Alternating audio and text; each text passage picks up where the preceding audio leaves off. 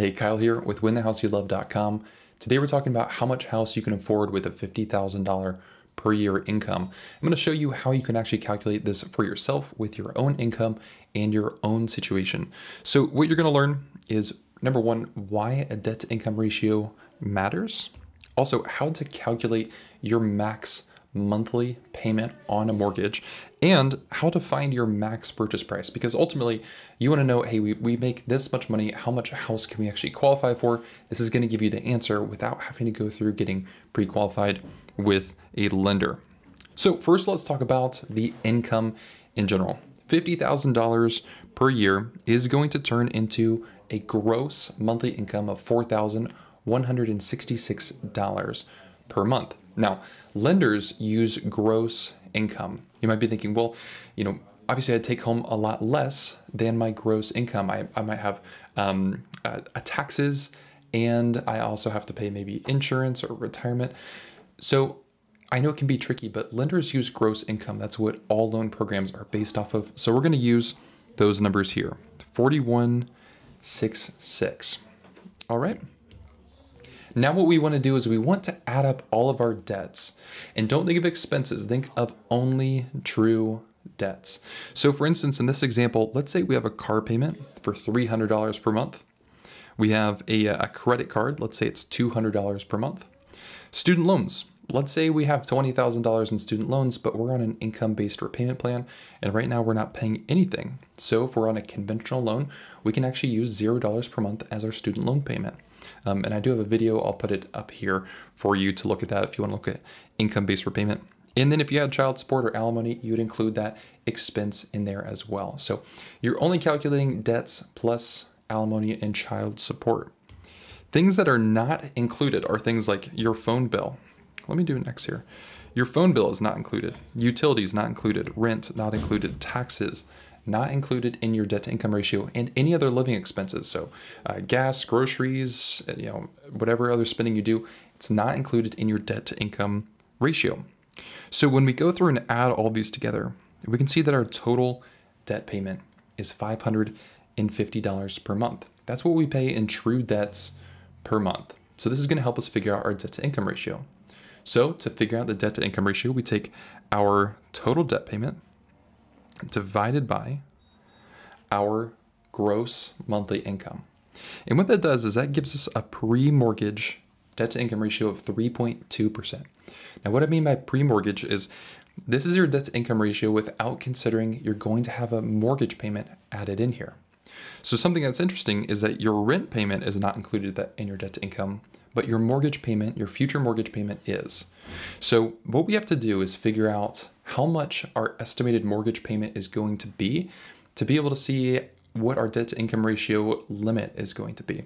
So we have to do a little bit of a backwards workaround to figure out how much house you can afford.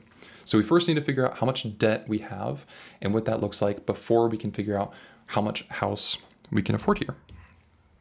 So let's figure out first our max monthly debt that we can take on. So we have, again, our gross income, that $4,166 per month. Now, if you're putting in your own income, it might be a little bit different for you here. Then what we have to do is we have to pick a max debt to income ratio. So this is all going to depend on the specific loan program that you're using. So maybe it's a conventional loan, an FHA loan, a USDA loan, a VA loan. They all have different debt to income ratio requirements. So to be safe, we're going to use 45% as our debt to income ratio in this example. But if you're on a conventional loan and you have a high credit score, you can actually go up almost all the way to 50% debt to income. For FHA loans, it looks closer to 55%. So it depends on your credit and what type of loan you use, but we're going to use 45%. That's going to be a safe ballpark range for you to figure out on your debt to income ratio. So what we do is we take our monthly income and multiply that times 45%. So $4,166 per month times 0.45 gives us a monthly max debt of $1,874.70. So what this means is this is how much a mortgage lender is going to say it's fine for you to have in debt payments monthly. They don't want you to go above that. So the next step here is we take this number and we subtract our total monthly debt from it. So we take 1,874.7 minus our monthly debt, which is $550, and that gives us our max mortgage. Okay, our max mortgage payment now in this scenario is $1,324.70.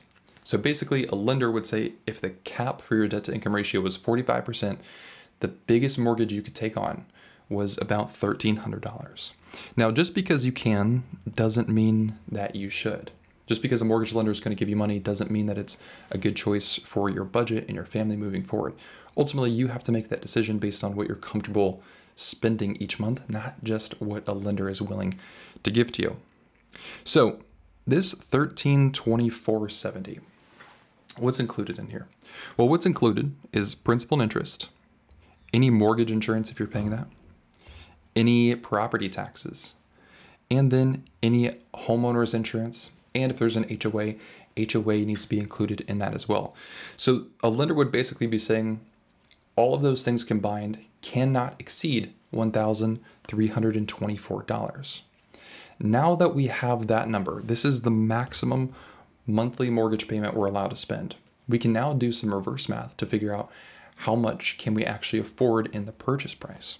So before we do that, let's have a quick calm moment. So there's a lot of numbers here, and figuring out what you qualify for can be one of the beginning stages of feeling some anxiety and overwhelm going through this process, because you're trying to manage a lot here. Just know that this is all here as a ballpark for what you can afford, all right? Getting these numbers done, a lender can do these very quickly for you in software that's designed to help them do this very quickly. So if you need help working through this, reach out to a lender and ask for a ballpark figure of what that would look like and how much you could possibly qualify for. Even if you're not ready to purchase for another year or two, that's perfectly fine to reach out and see, hey, maybe you can establish a relationship with them and get some help along the way. This is just here as a ballpark. That way you can start getting an idea of realistic goals. Because the biggest issue is when you're going into the home buying process and you're seeing all these homes and maybe they're for $300,000, but then you find out later in the process your budget is actually closer to $200,000. That creates a lot of friction and frustration and anxiety because you were spending all this time on something that you weren't able to qualify for. So figuring out this step is going to help you manage your expectations and know what to expect moving forward. Okay? So what we're going to do is we're going to hop over to Trulia's mortgage calculator. And I'm going to have a link in the description here for you. But here in Trulia's mortgage calculator, this is going to make it really easy for us to kind of do some reverse math here. So the first thing we want to start off with is we want to enter in our zip code. So I'm going to put in the zip code of our office here, 45414.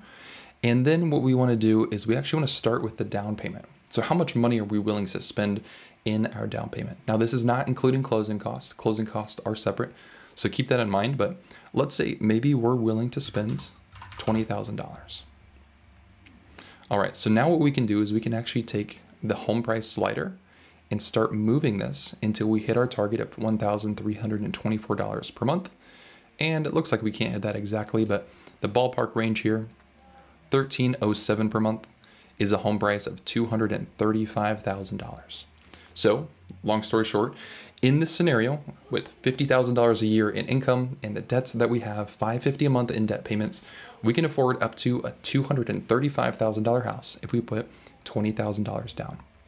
Now, this changes depending on how much you put down. Let's say we have $40,000 to put down. Okay, we can actually now afford more because our loan amount is smaller. So in this instance, we can move that slider up to $265,000 because we put more money down. Now let's try a scenario. Let's say we did, let's say we want to do 5% down. Okay, and we have to kind of play around with these sliders a little bit here. So let's drag this to 5%. Let's see, 1325.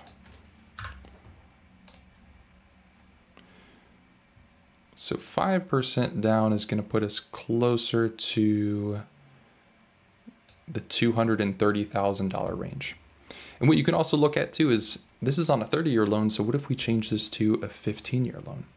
On a 15-year loan, we can afford a lot less because that payment is higher because the term is shorter. So on a 15-year loan with 5% down, we would actually only be able to afford closer to, let me see here, readjust the down payment, about $155. Okay, so you can see that huge difference when you're going from $155 up to $235, just depending on going from a 15-year to a 30-year. So what you want to do is play around with this so you can get a ballpark idea of what you're spending per month. And the nice thing about this mortgage calculator is it is going to put in not only your principal and interest, but it's going to estimate your property taxes, estimate your homeowner's insurance, and estimate mortgage insurance if you're putting less than 20% down.